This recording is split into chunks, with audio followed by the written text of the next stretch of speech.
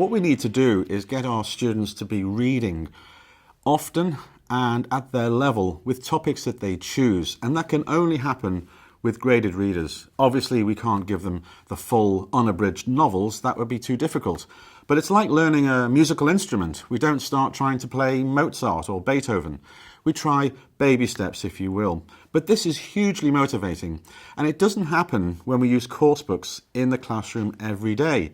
So it's really important that we encourage our students to enjoy reading and get them to read a lot and things that they can enjoy and choose at the level that suits them. And this doesn't really happen in the classroom, and there's a good reason for that, but it has disadvantages.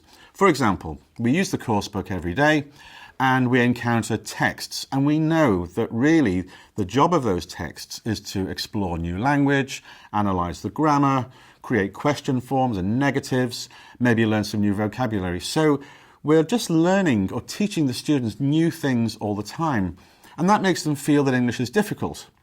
Now, if we give them a chance to read longer but more simple texts that they choose in stories that they enjoy, or non-fiction titles they can explore things, that makes reading much more enjoyable and actually has a huge value. So we're talking about the difference between intensive reading and extensive reading. Now, every day the students come in to the class and they have their course book with you, but the contact hours are limited, and all the texts that they see are generally there to teach them new language, to expose them to new structures, new language, new vocabulary, and it always feels like an uphill struggle.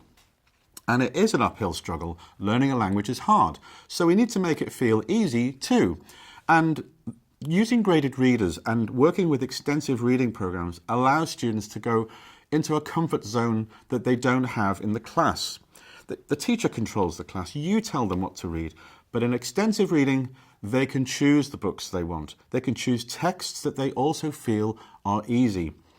When they're working with a graded reader, a student should be reading at 90% comprehensible input. That's really important because the idea is to keep going, to not have to look up too many words.